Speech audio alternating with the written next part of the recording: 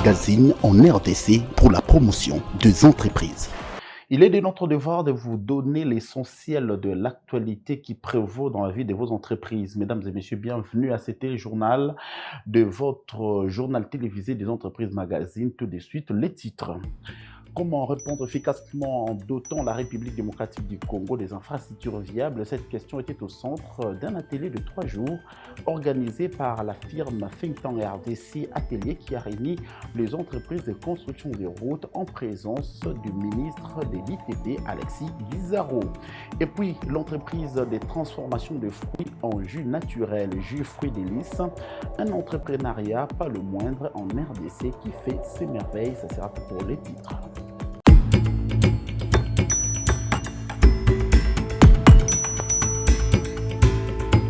Encore une fois de plus, bienvenue. On ouvre ce téléjournal des entreprises par cette nouvelle. Il s'est ouvert à Pullman Hotel, dans la commune de Lagombe, à Kinshasa, capitale de la République démocratique du Congo, un atelier sur les infrastructures en RDC organisé par la firme Think Tank RDC pendant 3 jours, soit du 18 au 20 juin 2024. Les entreprises œuvrant dans ces secteurs ont réfléchi sur un accompagnement sans faille du gouvernement congolais. C'est le ministre de l'ITP, Alexis Guizarro, qui a donné le go de ces assises. Témoins de l'événement, Yves Maëlé et Barik Nemiala.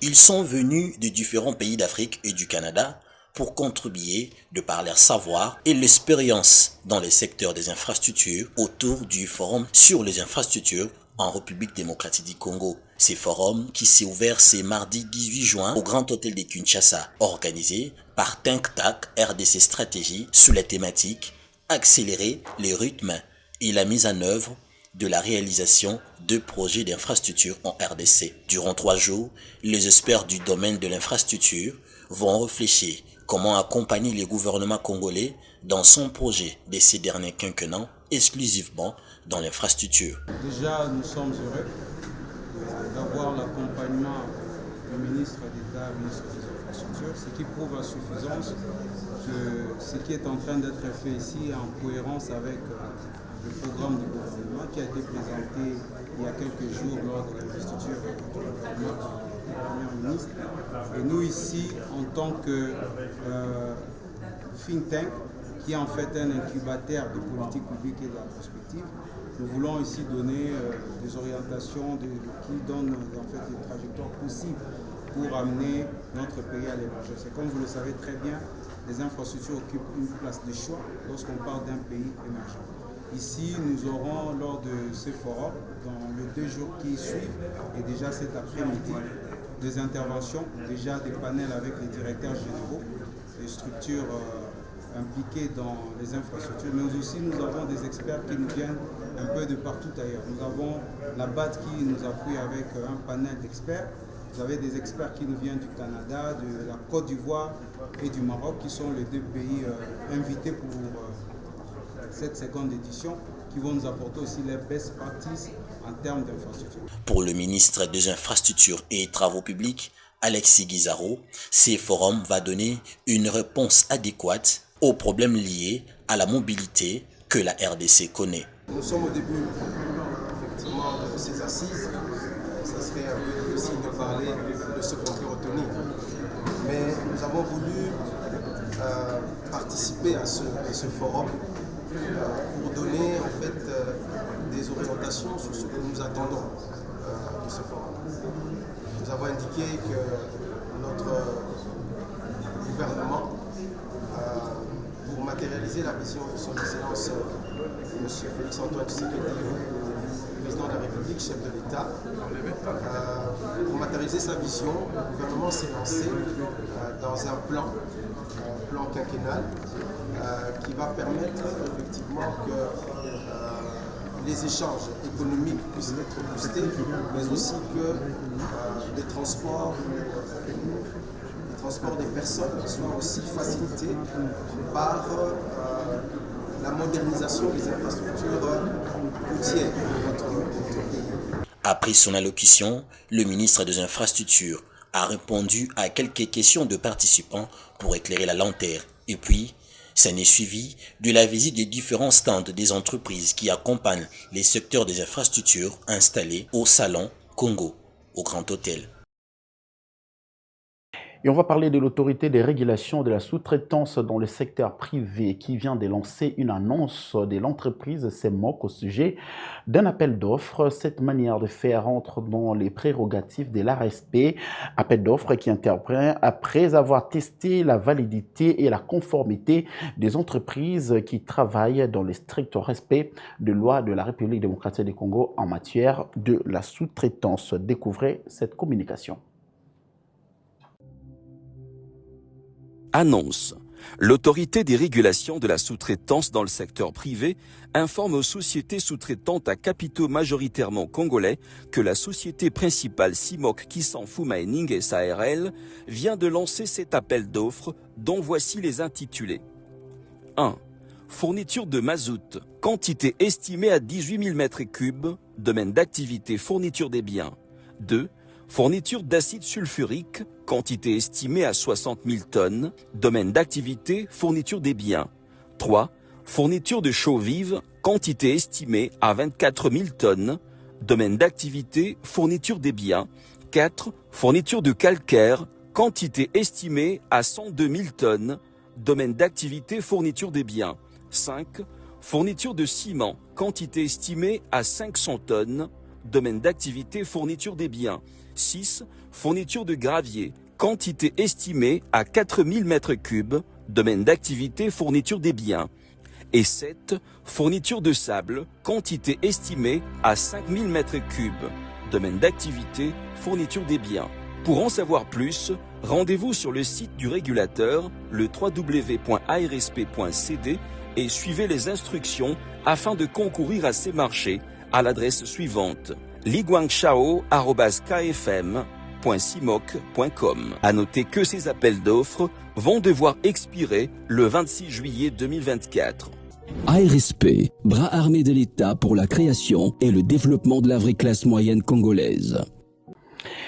Et parlons de l'Agence nationale pour la promotion des investissements en République démocratique du Congo, en appui. Pour ce faire, cette institution s'est félicitée de la nomination de M. Anthony Kinzo comme directeur du cabinet du chef de l'État à l'issue d'une ordonnance rendue publique dans les ondes de la télévision nationale congolaise. À cet effet, l'ANAPI a adressé un message de félicitations et de remerciements au chef de l'État que je vous convie de suivre dans cet extrait rendu par Regina Lenga. Message de félicitations du président de conseil d'administration et du directeur général adjoint de l'ANAPI au directeur de cabinet du chef de l'État. Au nom du conseil d'administration, de la direction générale et l'ensemble du personnel de l'Agence nationale pour la promotion des investissements, ANAPI en sigle, nous vous présentons nos vives et chaleureuses félicitations pour votre nomination au poste de directeur de cabinet du chef de l'État. La confiance témoignée par son Excellence, Messieurs les Présidents de la République, à votre égard, témoigne de vos compétences et capacités à relever le défi lié à l'exercice de vos nouvelles fonctions. Cette nomination n'est que la consécration de longues années de dévouement et de travail louable au service de la nation. Puisse l'Éternel Dieu, notre Dieu, vous accorder la sagesse et l'intelligence nécessaires afin d'assurer avec efficience et efficacité la direction, l'organisation, le fonctionnement judicieux de l'ensemble du cabinet du chef de l'État à qui nous rendons nos hommages les plus déférents pour cette nomination, tout en vous souhaitant plein succès dans l'exercice de vos nouvelles fonctions. Nous vous prions d'agréer, Messieurs le directeur de cabinet, l'expression de nos salutations distinguées. Fait à Kinshasa le 18 juin 2024 pour l'ANAPI, Prof Bruno Chibangu Kabaji, directeur général adjoint, Honorable Jean-Marie Kassereka Katakolio, président du conseil d'administration de l'ANAPI. Comment combattre le chômage et faciliter la création de plusieurs emplois selon les estimations de l'actuel gouvernement qui envisage d'ici 2028 créer près de 5 millions d'emplois? Cela passe impérativement dans la valorisation du secteur de l'agriculture. C'est ce que pensent les lobbyistes stratèges Patrick Onoya au lendemain de l'investiture du gouvernement souminois. Patrick Onoya est au micro du journal télévisé des entreprises magazines. Suivez. développement piloté par l'agriculture a 11 fois plus d'effet qu'un développement piloté par les mines. C'est-à-dire que Obokozwa n'a pas effet na mine na agriculture ça 11 fois plus. Donc l'équipe cobalt. Et les qui na musika pourquoi Masango l'équipe diamant. Na musika pourquoi parce que agriculture est la genèse, il y a création, il y a une chaîne de valeur. C'est-à-dire que ce qu'on bandit na bilanga ezali en au moins une série de 5 à 6 catégories d'entreprises qui s'est créées entre bilanga na mutu. Vous voyez, c'est à ce niveau-là qu'il y a la création des emplois. Vous voyez, cette capacité de générer un effet en chaîne de création des entreprises entre l'utilisateur final et Mutu Oyo Azakolona Namabele. Alors, lorsque c'est un gouvernement de la République démocratique du Congo, une étude commandée qui le dit, vous comprenez en fait qu'on ne peut pas réfléchir au-delà de l'agriculture. Mais aussi, plus de 60% de la population congolaise, surtout dans l'arrière-pays, occupation naye ezanini bilanga. Donc, c'est-à-dire que Batoubaza déjà porté vers bilanga. N'est-ce pas? Et il suffit simplement, il y a koyeba, ko moderniser ango, koyeba, ko tchamaele mingi, n'est-ce pas, pour que travail wana est comme un travail qui rémunère. Pardon. Mais aussi, les gens oublient que Mikolo, ils ont produit la cacao. Cacao na cuivre. Ils ont se négocier presque le même prix. Et on va parler de remettre en état initial un véhicule après avoir perdu sa splendeur, qui est le travail combien parfait que réalise l'établissement EDV Peinture, un établissement purement congolais spécialisé dans la peinture automobile, réparation des pare-chocs, casse soudure et d'autres services. Les responsables de cet établissement sollicitent l'appui du gouvernement congolais via son ministère de l'entrepreneuriat, petites et moyennes entreprises. Suivez. Érigé sur l'avenue Kwamuntu dans la commune d'Ekintambo, EDV Peinture, spécialiste dans le débosselage, peinture automobile, soudure, ajustage, réparation de pare-chocs cassés, tôlerie et tant d'autres. Toujours dans le souci de soutenir et d'accompagner la vision chère du chef de l'État, Félix Tshisekedi, dans la création d'emplois de jeunes désœuvrés.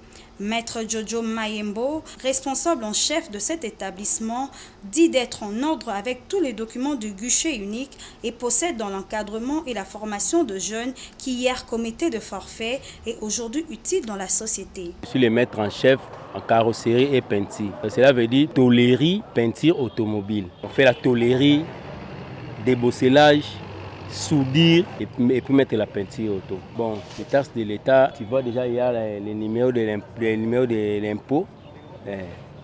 C'est ça un peu, on paye. Bon, on a besoin toujours de matériel. On manque toujours de matériel. Tu vois, on travaille à la cité. On travaille à la cité, on manque beaucoup de matériel. Donc nous sommes là, il y a des compresseurs qui tombent en panne de temps à temps. Bon, on fait toujours l'effort de façon que nous se retrouvons par rapport à ça. Monsieur Zawadi, chargé de réparation de EDV Peinture, sollicite du gouvernement congolais et surtout du ministère de l'entrepreneuriat, petites et moyennes entreprises, un soutien pour l'avancement et les bons fonctionnements de travail.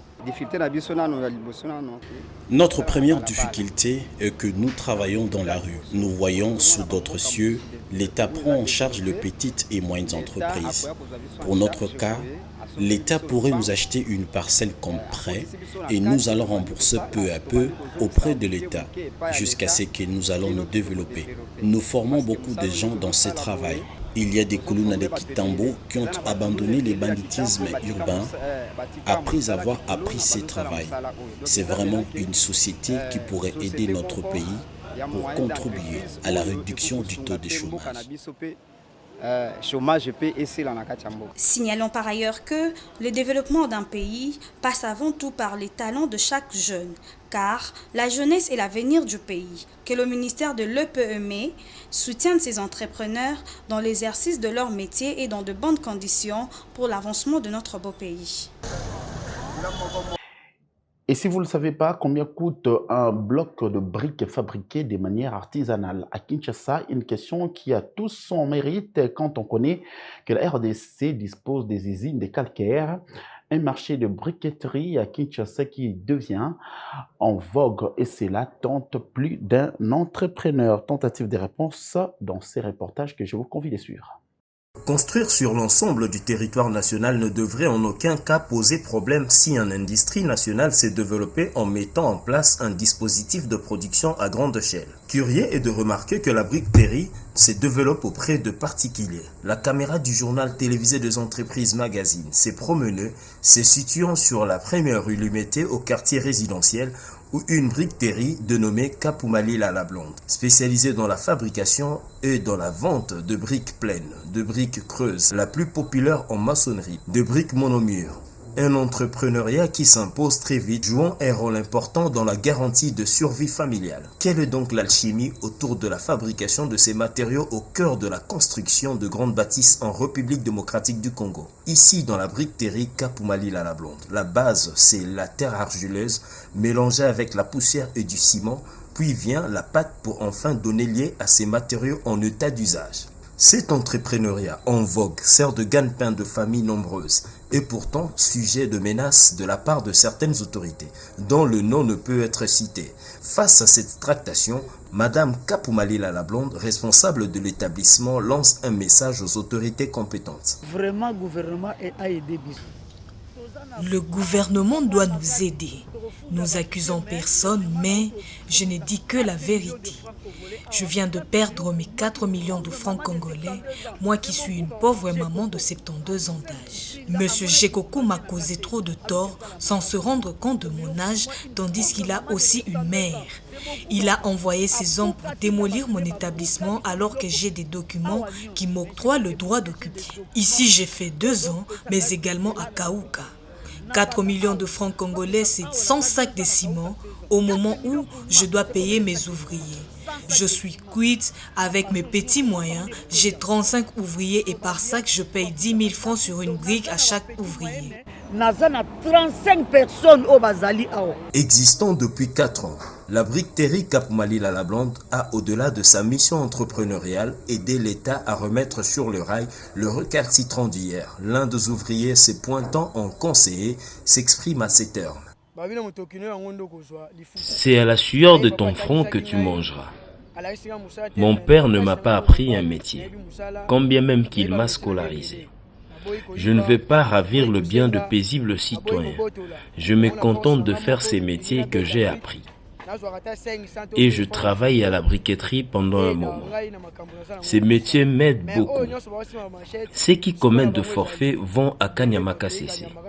Moi, je ne vais pas tomber dans ces pièges-là. Je vais gagner mon pain de cette manière, en travaillant dans ces métiers. Face à la nécessité de cet entrepreneuriat, la responsabilité incombe au gouvernement congolais de venir en aide aux initiatives privées. Et comme vous le savez que pendant la saison sèche, il est aussi conseillé la consommation excessive de fruits saisonniers afin d'éviter certaines maladies qui sont favorisées par le froid. Au-delà de cette observation, l'entreprise de jus Fruits Délices qui œuvre depuis 4 ans en République démocratique du Congo transforme le fruit en jus naturel capable de lutter aussi contre la constipation. Vanessa Chombu s'est livrée au micro du journal télévisé des entreprises magazine. Elle est approchée par Regina Lenga et Merveille Veko suivait. Elle s'appelle Vanessa Chombu, chimiste agroalimentaire.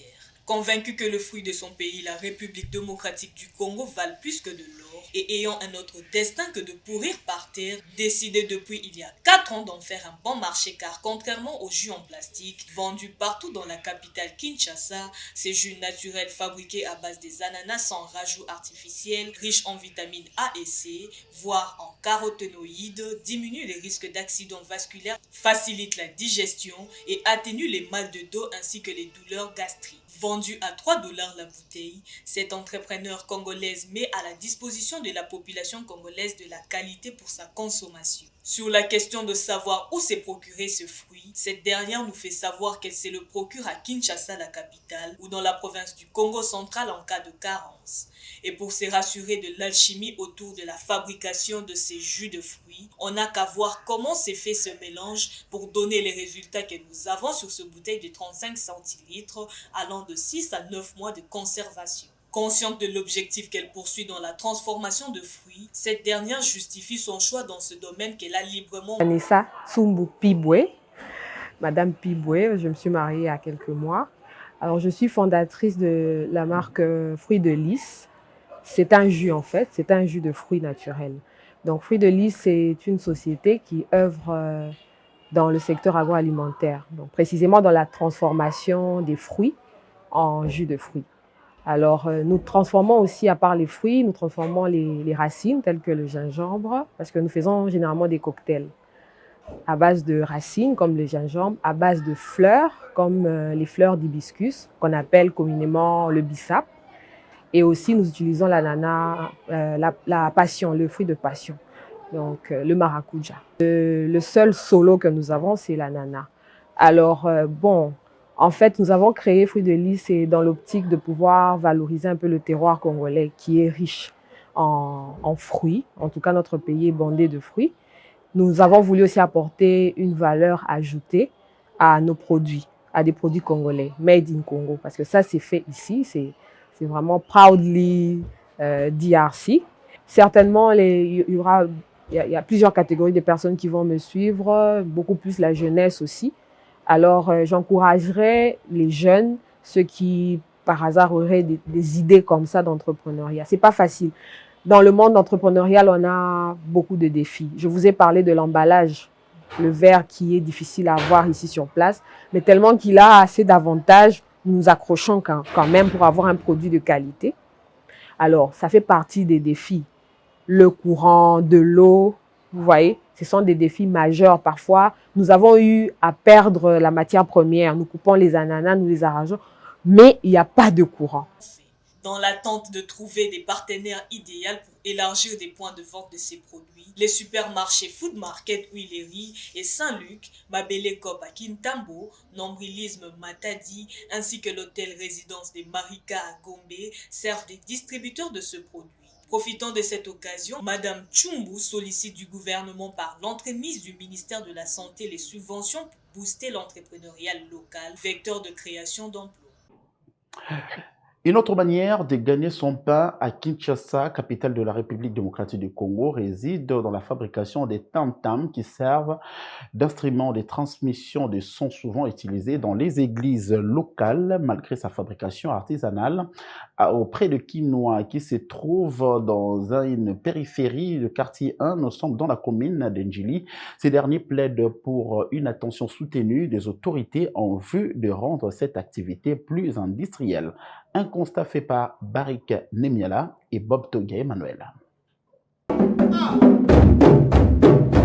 C'est un instrument également indispensable, capable de produire d'une manière agréable le son. Le tam-tam, cet outil a connu une certaine évolution suivant les temps et les époques du Moyen-Âge au temps moderne. Le tam-tam a toujours servi pour agrémenter les cérémonies et les rituels. Par son évolution technologique, le tam-tam a toujours joué un rôle important dans la combinaison des sons. Le Mexique, l'Amérique ainsi que l'Europe ont offert une place de choix au tam-tam en ajoutant une valeur sûre. Il est d'ailleurs constaté que les industries internationales sont nées pour la fabrication des tam-tams.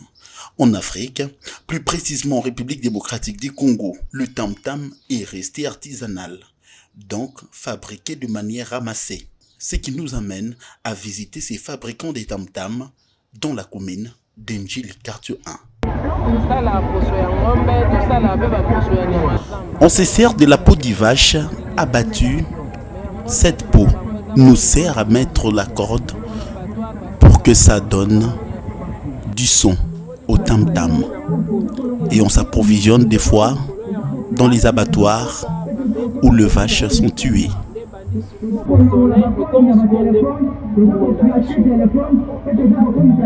Ici, aucune machine n'est mise à contribution pour la fabrication des tam-tams, dont la plupart sont achetés par les églises locales.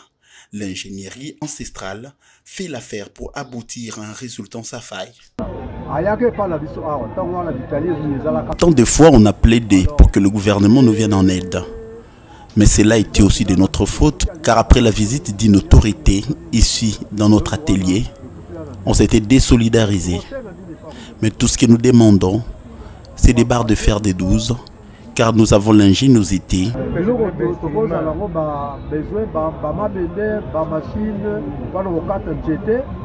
Il en existe toute une variété des tam-tams sur ces sites du quartier 1, dont la commune d'Endjeli. Seulement ces derniers implorent un encadrement des autorités compétentes pourvu que cette activité soit réellement industrielle, considérant que le tam-tam pour la tradition bantoue a toujours occupé une place de choix. Sa valorisation et son expansion viendra à coup sûr remettre l'industrie de la musique congolaise à sa place dans les concerts des nations, car il en vaut la peine.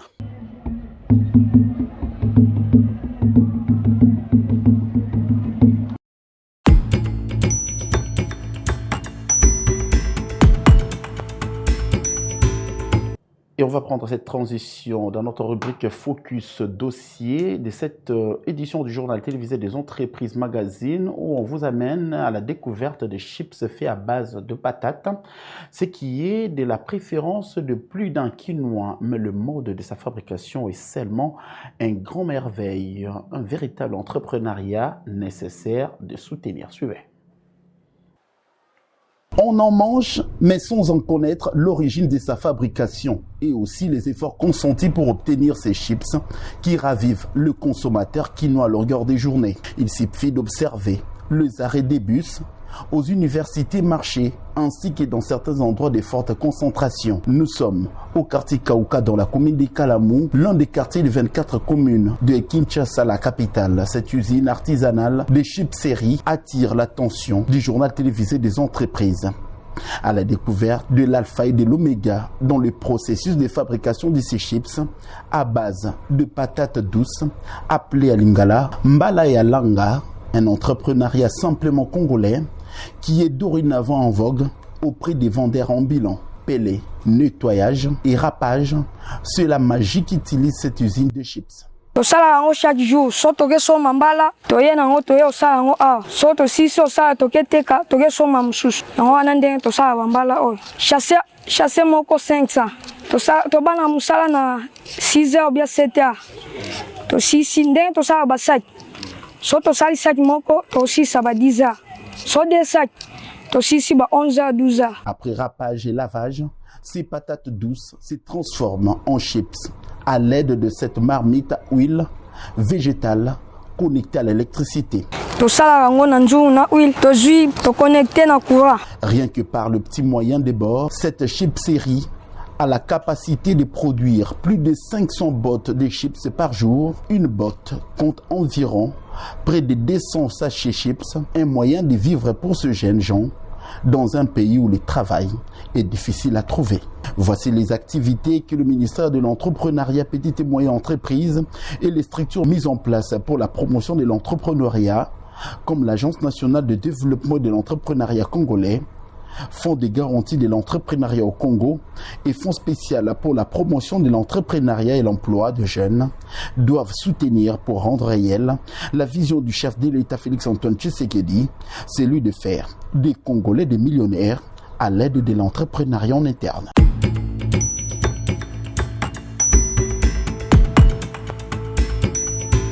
Et d'une transition à une autre, on parle de notre rubrique mode d'emploi et comment définit-on une tâche au travail selon sa formulation étymologique. Une tâche peut être exécutée d'une manière soit d'une autre. Pour ces nouveaux numéros de votre journal télévisé des entreprises, Regina Lenga nous fait découvrir le mot et son emploi. Suivez. Nous abordons cette fois-ci un mot qui a son variant dans l'exécution. Il s'agit de la tâche. Tâche signifie en clair un travail à faire dans un temps déterminé et à certaines conditions. Elle correspond à l'ensemble des buts et procédures prescrites, aux performances exigées et aux normes de qualité, mais aussi à l'environnement physique de réalisation du travail. Nous distinguons plusieurs types de tâches. La tâche individuelle, c'est-à-dire rendez-vous client, déjeuner d'affaires, création de dossiers, analyse des performances clients. La tâche collective, c'est-à-dire réunion de travail, rendez-vous client groupé, brainstorming, mission collective avec tâches partagées.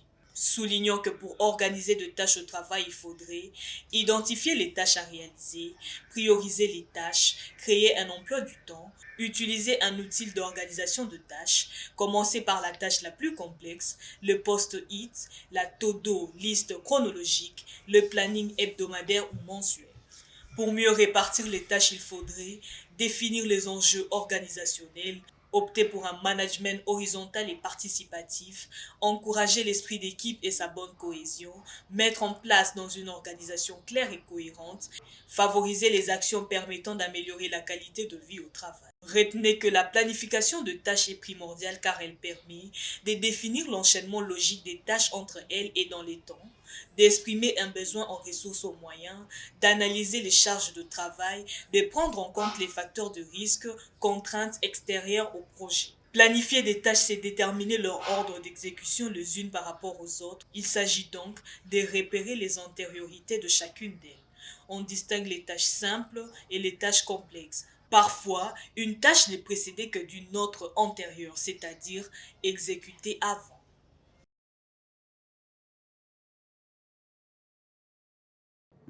Et après le timbre vocal de Regina Lenga, on a toujours tendance de vous dire au revoir. Mais avant de nous séparer, place à présent au rappel des principaux titres. Comment répondre efficacement en dotant la République démocratique du Congo des infrastructures viables? Cette question était au centre d'un atelier de 3 jours organisé par la firme Think Tank RDC Atelier qui a réuni les entreprises de construction de routes en présence du ministre Alexis Guizarro de l'ITP. Et puis, vous avez suivi dans cette édition d'information l'entreprise de transformation de fruits en jus naturel, Jus Fruits des Lys, un entrepreneuriat qui n'est pas le moindre en République démocratique du Congo qui fait d'ailleurs ses merveilles.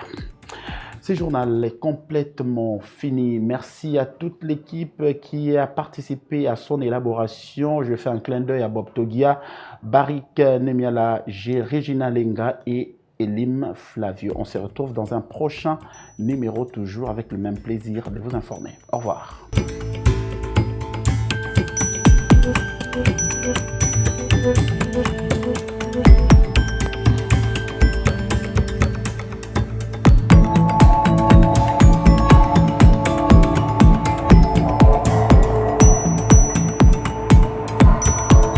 Magazine en RDC pour la promotion des entreprises.